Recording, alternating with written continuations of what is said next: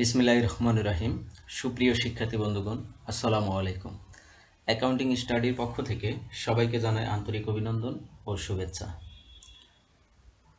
বন্ধুরা, আমরা জানি মহামারী কোভিড-19-এর কারণে সারা বিশ্বই থমকে গেছে। তো আমার চ্যানেলটিও যেভাবে চলতেছিল, তোমাদের মাঝে আমি যেভাবে রেগুলারলি বিভিন্ন টিউটোরিয়াল নিয়ে হাজির হতাম, কিন্তু এই কোভিড-19-এর কারণে আমি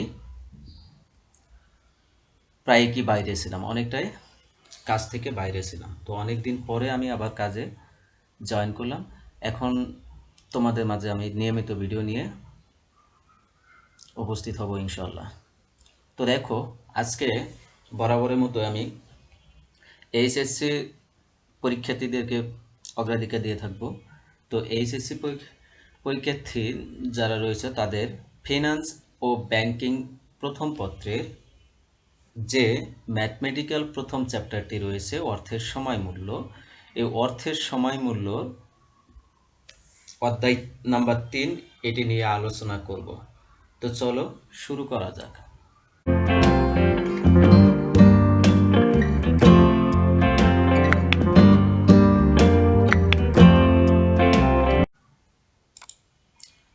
তো দেখো, অধ্যায় নাম্বার 3 কিন্তু এটি ফিনান্স ও ব্যাংকিং প্রথম পত্রে থাকে।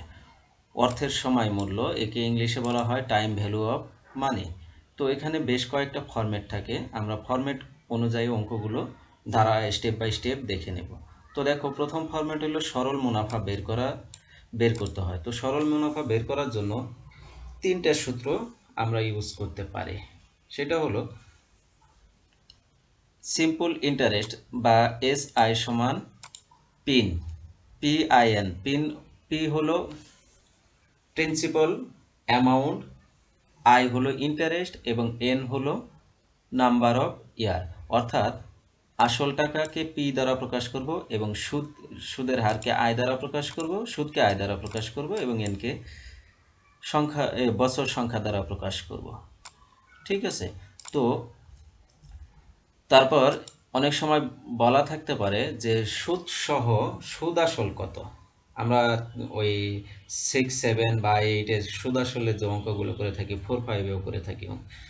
এই যে সুদ আসল, এই সুদ আসলকে এ দ্বারা প্রকাশ করতে হয়। ঠিক আছে?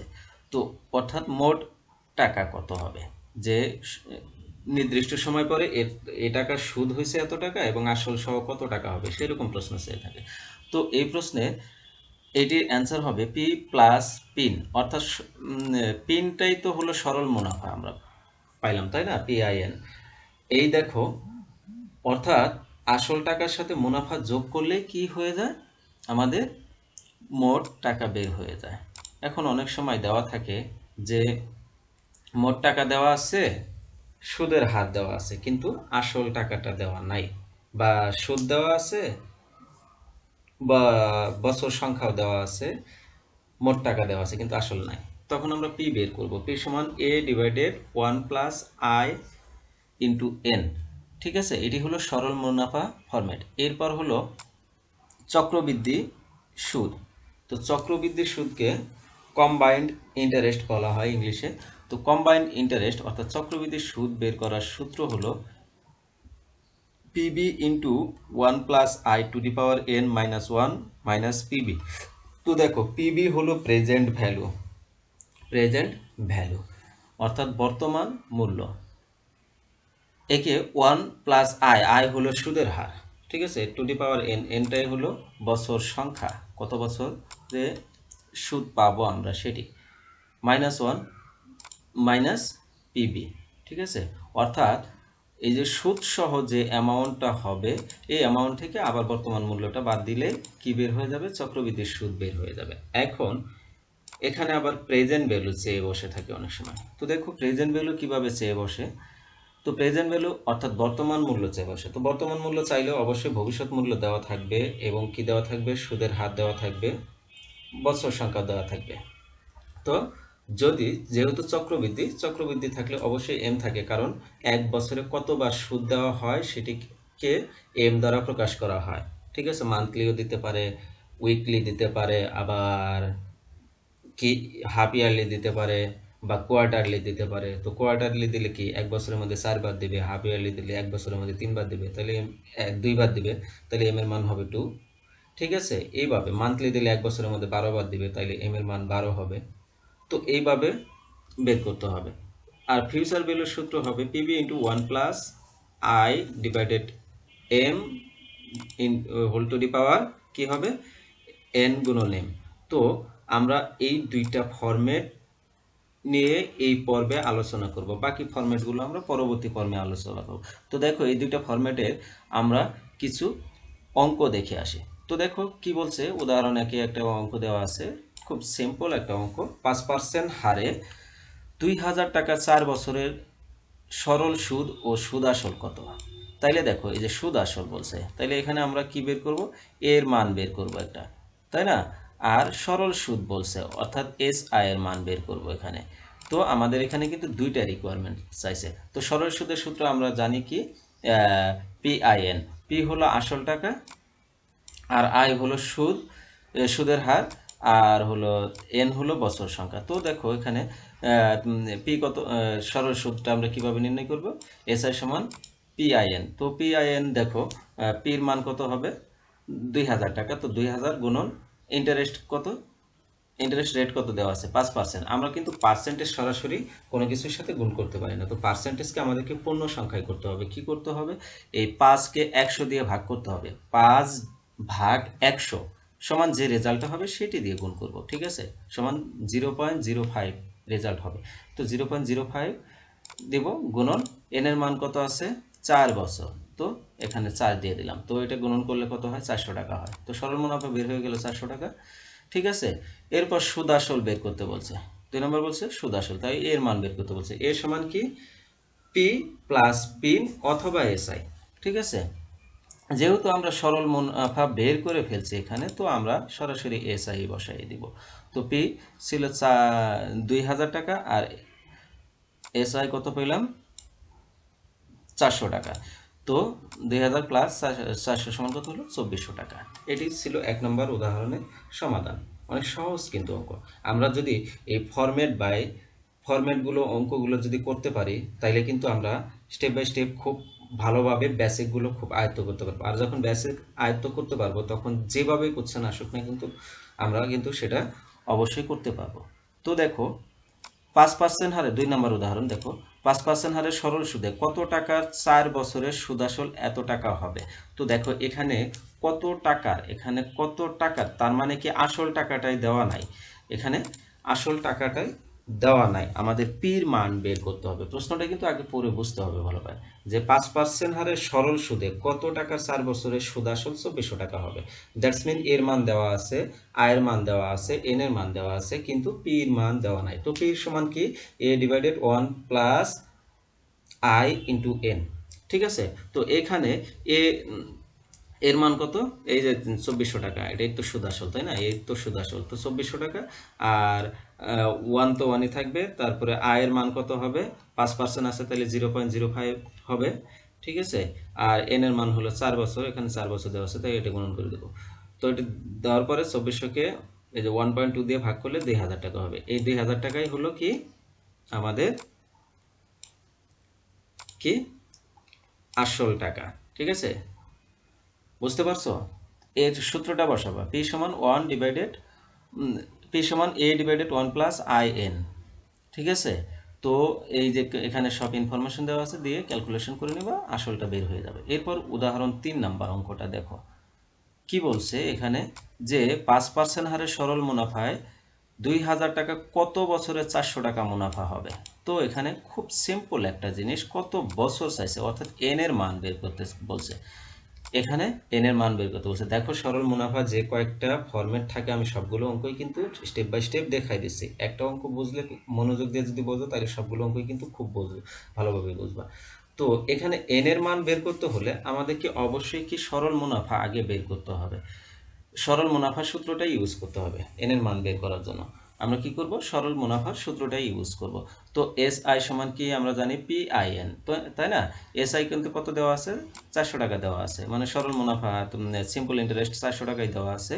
আর পি দেওয়া আছে 2000 টাকা, আর 5% দেওয়া আছে ইন্টারেস্ট রেট, তাহলে আয়ের মান দেওয়া আছে। ঠিক আছে, তো আমরা সবগুলো মান বসাই দিলাম। এস এর মান বসাইলাম 400, পির মান বসাইলাম 2000, আয়ের মান বসাইলাম 0.05, কিন্তু এন এর মান নাই, এন এর মানই আমাদের বের করতে হবে। তো এই 2000 আর 0.05 গুণ করলে হয় 100, সাথে এন গুণন আছে, তাহলে 100 গুণ গুণ করে দেব। এখন এই 100টা যদি এই পাশে থিঙ্কিং করো, তাহলে কিন্তু 400 এই পাশে চলে আসবে। এখন 100কে 400 দিয়ে ভাগ করতে হবে। কি করতে হবে?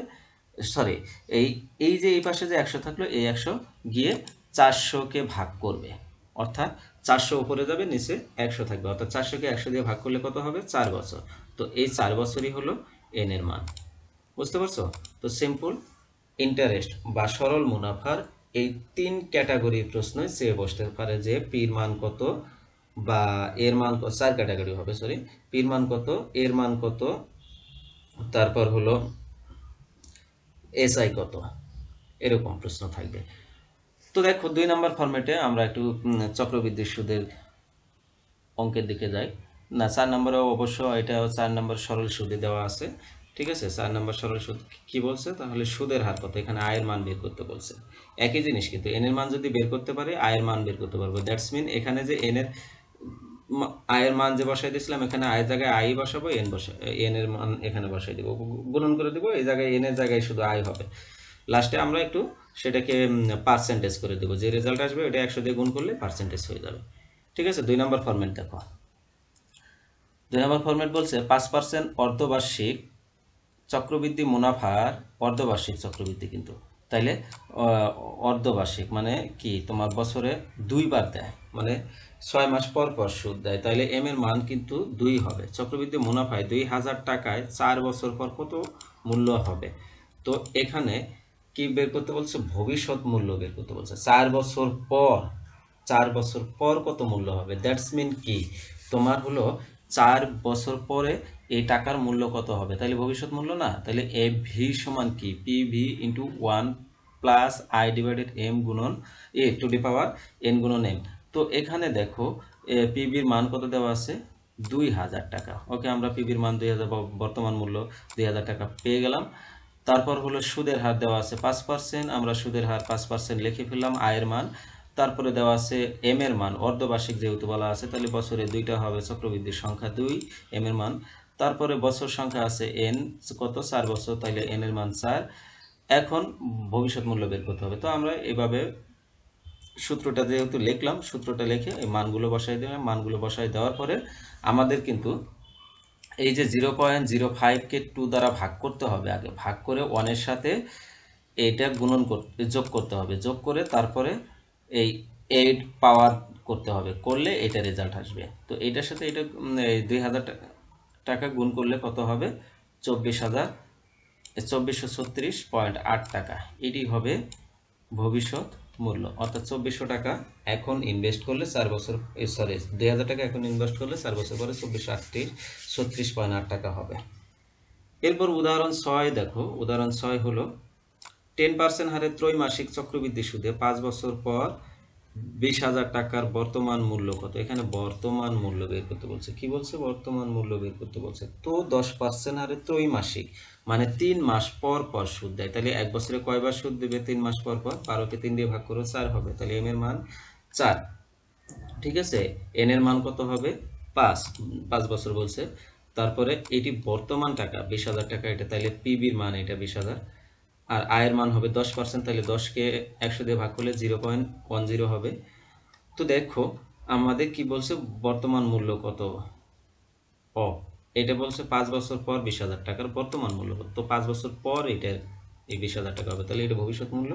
তো বর্তমান মূল্য বের করার সূত্র হলো পিবি সমান ও A B divided 1 plus I divided M to the power N গুণন এম। তো আমরা মানগুলো এভাবে বসাই দিব, বসাই দিয়ে ক্যালকুলেশন করে নিব। ঠিক আছে, ক্যালকুলেশন করে নিলে বর্তমান মূল্য আমরা পেয়ে যাব লাস্টে। ওকে, এরপর হলো উদাহরণ 7 নম্বর দেখো। বর্তমানে 10,000 টাকা 10 বছরে 20,000 টাকা হলে সুদের হার কত? এখানে সুদের হার নির্ণয় করতে বলছে। কি করছে? কি বলছে? সুদের হার নির্ণয় করতে বলছে। একটু ইউনিক কোশ্চেন কিন্তু। তো দেখো সুদের হার নির্ণয় করার জন্য আমরা বর্তমান মূল্য বা ভবিষ্যৎ মূল্য সূত্র বসাইতে পারি, যে কোনো একটা সূত্র বসাইতে পারি, বর্তমান মূল্য অথবা ভবিষ্যৎ মূল্যের সূত্র বসাইতে পারি। তো আমরা কি করব, প্রথমে বর্তমান মূল্যের সূত্রই ভবিষ্যৎ মূল্যের সূত্রই বসাই নিই, যেহেতু এফ বি সমান পিবি ইন্টু 1+i⁴n। তো এফ বি পেয়ে গেছি কত, বর্তমানে 10,000 টাকা, এটা পিবি, আর 10 বছরে 20,000 টাকা, এটা এফ বি, আর এন এর মান হলো 10। ঠিক আছে, যেহেতু এখানে চক্রবৃদ্ধি উল্লেখ নাই তাহলে এম আসবে না, এম আসবে না। এখানে কিন্তু সূত্রটা একটু ডিফারেন্স হয়ে গেল, এম নাই, তাই না? অনেকে প্রশ্ন করতে পারে স্যার এখানে তো এম বসায় নাই, যেহেতু চক্রবৃদ্ধির কথা উল্লেখ নাই, অর্থাৎ চক্রবৃদ্ধির অঙ্ক হলেও এখানে বছরে একবারই সুদ দেওয়া হয়, যার কারণে এম এর মান 1 হয়। তুমি যে কোনো সংখ্যাকে 1 দিয়ে ভাগ করলে ওই আনসারই হবে, তার মানে কি এম আমার নিচে ভাগ করার দরকার নাই, গুণন করলে ওই সংখ্যাই হবে, এন এর সাথে এম গুণনও করার দরকার নাই। ঠিক আছে, আর যদি তোমাদের ইচ্ছা হয় তো গুণন বা ভাগ করে দেখাইতে পারো। তো আমরা সবগুলো মান বসাই দিব, মান বসাই দেওয়ার পরে এটা লিখবো, এইটাই রেজাল্ট আসবে। আমরা এই পর্যন্ত কিন্তু খুব সহজেই বুঝতে পারবো। ঠিক আছে, এটাকে ভাগ করে দিব, কারণ এই যে 10,000 টাকা এই পাশে চলে আসলে মানে কি, সাইড চেঞ্জ হলে গুণন থাকলে ভাগ হয়, যোগ থাকলে বিয়োগ হয়, বিয়োগ থাকলে কি হয়, যোগ হয়। ঠিক আছে, যখন সাইড চেঞ্জ হয়ে যাবে, এক সাইড থেকে ডান সাইড থেকে বাম সাইড বা বাম সাইড থেকে ডান সাইডে আসলে। তো দেখো 20,000-কে 10,000 দিয়ে ভাগ করলে 2 হয়েছে, আর এটা রেজাল্ট হয়েছে এটা। এখন যেহেতু এক পাশে পাওয়ার আছে আর এক পাশে পূর্ণ সংখ্যা আছে, পাওয়ার নাই, এই এক পাশে পাওয়ার আছে আর এক পাশে পাওয়ার নাই, এই সমস্ত অঙ্কগুলো লগ দিয়ে করতে হয়। কি দিয়ে করতে হয়, লগ দিয়ে করতে হয়। তো এই পাশে লগ যোগ করে দিলাম, লগ অ্যাটেন্ড করে দিলাম, তাই log 2 সমান log 1.1+i⁴ n। তো দেখো যখন আমরা লগ ইউজ করি তখন পাওয়ারটা লগের আগে চলে আসে। ঠিক আছে, এটি লগের নিয়ম অনুযায়ী চলে আসে। তো পাওয়ারটা আমরা এখানে বসাই দেব 10। এরপর দেওয়ার পরে log 2 মান আমরা সায়েন্টিফিক ক্যালকুলেটরে বের করে নেব। সায়েন্টিফিক ক্যালকুলেটরে লগ আগে লিখব, তারপর 2 লিখব, লগ লগ 2 চাপ দিলে অটোমেটিকলি অ্যান্সারটা চলে আসবে। আর log 10 এটা এইভাবেই থেকে যাবে। তো এই পাশেরটা এইভাবেই থাকবে। তো এখন এই পাশে আবার 10 আসলো, এই 10টা এই পাশে আবার নিয়ে আসবো, ভাগ করে দেব। তো ভাগ করে দেওয়ার পরে অ্যান্সার আসবে এইটা। আর এদিকে কি থাকলো, লগ কিন্তু থেকেই গেল।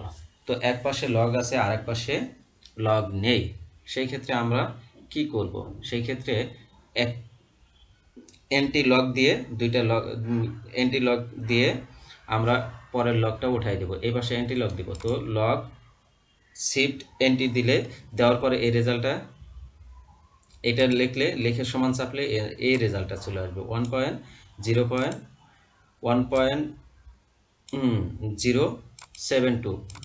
এই পাশে লগ কিন্তু উঠে গেল, এন্টি লগ দেওয়ার কারণে এটা উঠে গেল। তো এবার আয়ের মান বের করব, কি এটা থেকে এই 1 বাদ দিব। তো বাদ দিলে বের হয় এটা, এটাকে আবার 100 দিয়ে গুণ করলে 7.2 বের হয়। তো এটি ছিল আয়ের মান বের করার সূত্র। ঠিক আছে, এরপর উদাহরণ 8 নাম্বার দেখব। 15% বার্ষিক চক্রবৃদ্ধি সুদে কোনো টাকা দ্বিগুণ হতে কত সময় লাগবে? এখানে এন এর মান বের করতে বলছে, বার্ষিক চক্রবৃদ্ধি সুদ বলছে দ্বিগুণ, এখানে এন এর মান চাইছে, কি চাইছে, এন এর মান।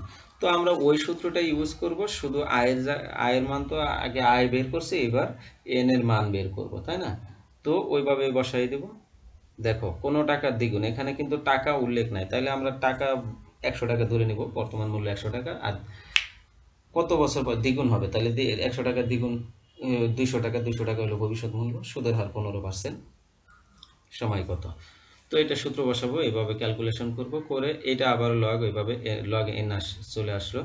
এইবার কিন্তু এন কে আমরা log 2 ডিভাইডেড লগ, এটা এই যে লগের, যখন লগের সাথে কোনো সংখ্যা থাকবে লগের ডান পাশে, তখন কিন্তু আমরা সরাসরি মান বের করতে পারি, কিন্তু লগের বাম পাশে কোনো সংখ্যা থাকলে সেটি মান আমরা সরাসরি বের করতে পারি না, সেটি অ্যান্টি লগ দিয়ে বের করতে হয়। তো এবার এন সমান কি, এই যে log 2 কে সরাসরি log 1.15 দ্বারা ভাগ করে দিলে যে রেজাল্টটা আসবে সেটি হলো বছর সংখ্যা। ঠিক আছে, এটি হলো বছর সংখ্যা। তো আশা রাখি তোমরা এই সরল মুনাফা আর চক্রবৃদ্ধি মুনাফার দুইটি ফরম্যাট খুব ভালোভাবে বুঝতে পারছো। আর এই ফরম্যাটে তোমরা আরও অনেক অনেক অঙ্ক নিজেরা বানাবা বা বিভিন্ন বই থেকে কালেক্ট করে তোমরা নিজে নিজে সলভ করবার চেষ্টা করবা। মনে রাখবা, যত অঙ্ক যত প্র্যাকটিস করবা তত বেশি অঙ্ক আয়ত্তে রাখতে পারবা, তত বেশি অঙ্ক তোমার কাছে সহজ মনে হবে। ঠিক আছে? সে পর্যন্ত ভালো থাকো, সুস্থ থাকো, আর পরবর্তী পর্বের জন্য অবশ্যই অপেক্ষা করো। পাশাপাশি তুমি যদি নতুন স্টুডেন্ট হয়ে থাকো তাহলে কি চ্যানেলটাকে অবশ্যই সাবস্ক্রাইব করে রাখো। ওকে, আল্লাহ হাফিজ।